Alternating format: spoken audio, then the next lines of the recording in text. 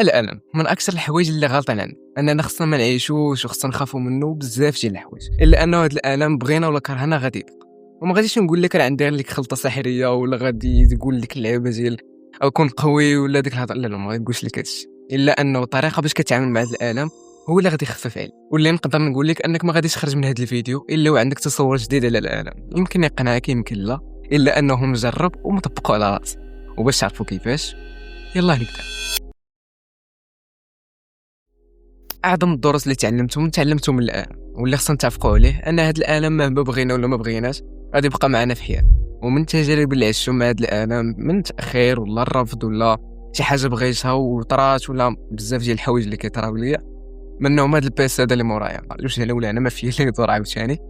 هذا البيسي شي 3 سنين وانا كنقول يا ربي بغيت يكون عندي شي انا بيسي وباش نخدم وباش نتعلم وباش ندير وباش ندير وباش ندير.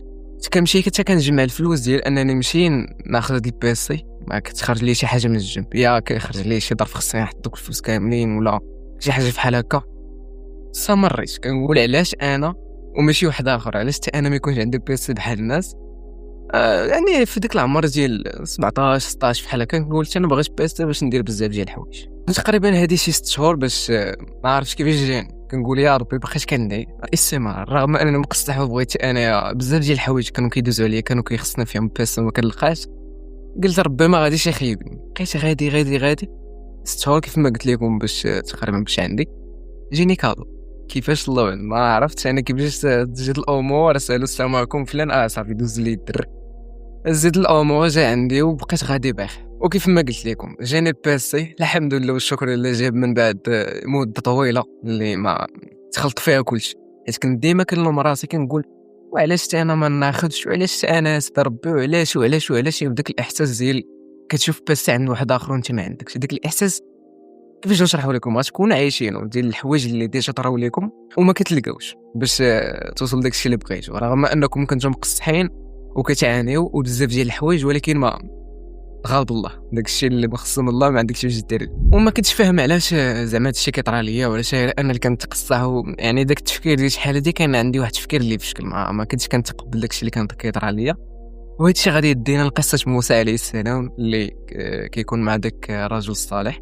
كانوا كيطراو ليه شي حوايج قدامه وكان عقلو كيحبس ما كانش فاهم علاش كيطرا داكشي علاش كدير هذا. ندوزو للتفاصيل. ايوا يا سيدي داك الرجل الصالح اللي كان مع موسى عليه السلام خرق واحد السفينه.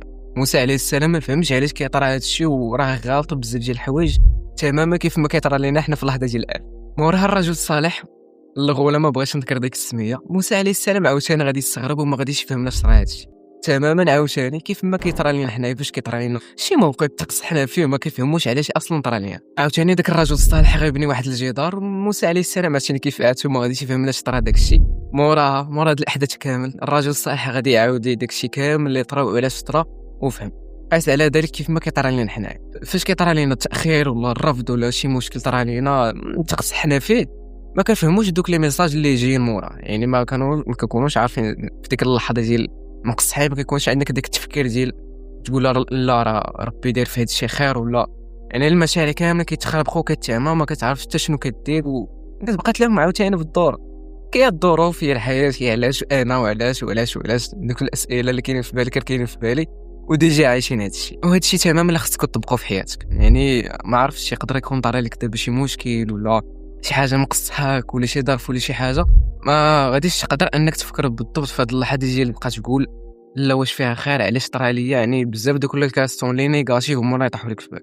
انا عارف وديجا دايز من هاد البيريود وديجا دايز من بزاف ديال الحوايج اللي بعض المرات كيطراو لي شي حوايج اللي كنقول علاش انا بالضبط علاش انا طرات لي هاد الحاجه. وقيس مثلا كان عندي اكونت اللي ديجا بديت فيه كرياسيون كوطوني في انستغرام وكان فيه واحد النمبر اللي كبير 100 تقريبا ما عرفتش 130. الامور تعكست ليا يعني ديما كتخدم ومقصح وكتسمع بزاف ديال الحوايج وما عرفت شنو ما بغاش يطلع. كنقول واش ما هادشي ماشي ديالي كمل. بقيت غادي جات لي واحد الطرفيه قلت شوف غنمسح هاد الكونت ما كاينش شي واحد بعقلو غادي يقول لي انا مسح واحد الكونت اللي كانت عندي فيه 130 كون عاود ازير. قلت شوف اللي ضرب بي فيها خير ما قصح من هاد الجهه غنمسح هاد الشيء غادي نعاودو ازير كيف ما بغات تكون غادي نعاود.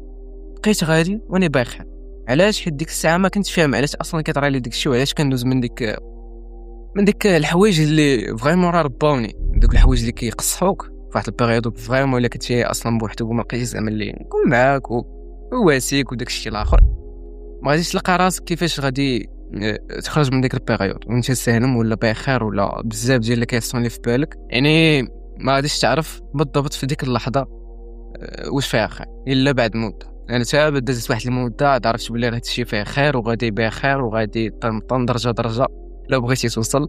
يعني بزاف ديال الحوايج ما كتكتشفهم الا على مده، رغم انه ديك الساعه راه كتكون مقصح، ولكن راه كلشي فايت. راه ما هادشي اللي ديما كتسمعو، ديما كتقول لا داك الشيء راه فيه خير، ديما كتسمعو كنسوا من عندي ولا من عند الناس الاخرين ولا في السكرول ولا ما عرفت شنو، ديما كتسمع بلي راه لا فيها خير وداك الشيء، ولكن راه ربي ما كيكونش ما كيحطك في ديك البيريود اللي قاصحه وداك الشيء الاخر الا وعارف انه موراها واحد الحاجه غادي تبدل فيك. غتشوف هنا شوف واحد البيريود اللي ديجا طرات ليك وكنتي مقصح فيها، خرج شي سالم، خرج شي بخير، هو هذاك ما تبدلوا فيك بزاف ديال الحوايج، رغم انه ديك الساعه كنتي مقصه كتقول ما عمرني غادي نخرج من هذا الشيء، ما عمرني غادي نزيد نتحرك ولا ندير بزاف ديال الحوايج. وموراها نجيب ربي تيسير. اللي بغيت تعرفوا دابا حاليا هو انه داكشي اللي كتعيش دابا كيقصحك ولا ما لقيتيش اللي يعاونك فيه، ثيق بيا انه موراه غادي تلقى واحد الفرج اللي كبير. ما غاديش نعرف كيفاش غادي نوصل لك ديك الفيلينغ ديال انه كدوز من واحد البيريود اللي صعيبه بزاف وما كتلقاش اللي يمدلك يديك وما كتلقاش بزاف ديال الحوايج، ولكن راه ثيق بيا انك غادي تخرج سالم وغادي تخرج بزاف ديال الحوايج اللي تعلمتيهم. الشخصيه ديالك غتبدل، التفكير ديالك غادي يتبدل، بزاف ديال الحوايج غادي يتبدلوا فيك. ومن ذكرتني هذا البلان ديال التفكير، راه الا غيرتي التفكير ديالك ما جيش هذا العالم وفكرتي عارف، انا عاوتاني نقول عارف بلي في ديك الوقيته اللي كتكون مقنصح فيها ما غاديش تعرف كيفاش تفكر بواحد الايجابيه نيجاتيفيتي، راه سي با غاف عادي جدا، ولكن خصك دوز واحد الفتره صغيره تفكر بايجابيه، تعرف بلي راه موراه واحد الميساج زويون، واحد الحاجه اللي غادي تبدل لك حياتك. تقدر حاجه بسيطه داك الالم اللي قصحك بزاف غيدير لك حياتك تقلب راسا على عقب وتولي بخير، وداك الشيء اللي باغي غادي تقاد وما غاديش يبقى يجيك مازال صعيب انه دوك الحوايج اللي غادي يجي يقصحوك عاوتاني ما غيجيك داك الشيء مازال عادي.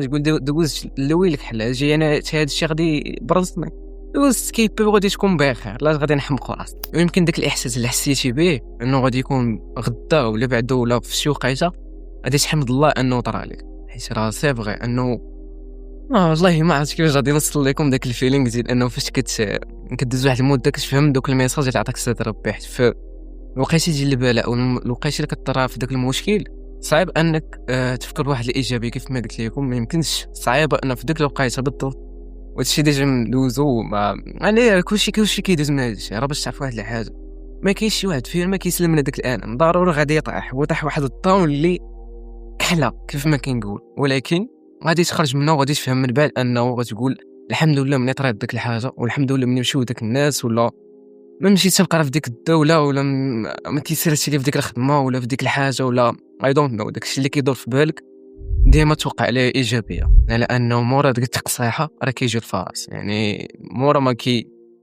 كتكون كيف ما كيقولوا كتظلم عليك الحال في حياتك ولا ما عرفتش اي دونت نو، راه موراه واحد الضو اللي غادي يجي لايك بحال هاد الضو. انا بحالي صافي غنضحك معكم ذاتس ات مشى هاد اللونغلي ديال امبيسيتو. الله يهدينا على راسي وصافي. واخر خطوه اللي بغيتكم تاخذوها عاوتاني هي ما تخليوش الناس اللي نيجاتيف في حياتكم لو يجي يطلق عليك النيجاتيفيتي ديالو وراه درت وما فعلت وهادي وكبقى يعني ماشي مشكل تسمع لواحد الانسان سي با غاف عادي، ولكن كندوين على اللونتوراج اللي كيكون داير بك، على انه كل مره كيبقى يعاود لك على مشكل وفهمتي ديما متشائم وناطر اليوم ما غاديش نديرو مقصحين وهادي. كل واحد ملي كيعيش كيعاود داكشي اللي ديجا طرا ليه ومقصح فيهم ولا ما عرفت شنو. ماشي ضد ديال انك تسمع الناس باش تجبر بقلوب ديالهم، هذا راه اجر عظيم ديال انك كيجي عندك واحد البيرسون كيعاود لك على حياته ولا ما اي دونت نو، ولكن كدوين على اللونتوراج. ما عرفتش كيفاش غنوصل لكم الفكره، ولكن نتمنى انها تكون وصلت لكم. وكيف ما قلت لكم الخطوه اللي تاخذوها بدلوا التفكير ديالكم من ناحيه هذا العالم، من ناحية علاش كيطرى اليوم مابقاش تلوم في راسك، راه كلشي كيدوز من هاد البيريود اللي كيكونوا بحال هكا، وربي راه ما كيدير غير اللي فيها الخير. أنا راه ديما كنقولها وديما كتسمعها، ولكن خصك تتعمق فيها باش تعرف علاش، انه سي فغي راه ربي ما كيدير لك غير اللي فيها الخير.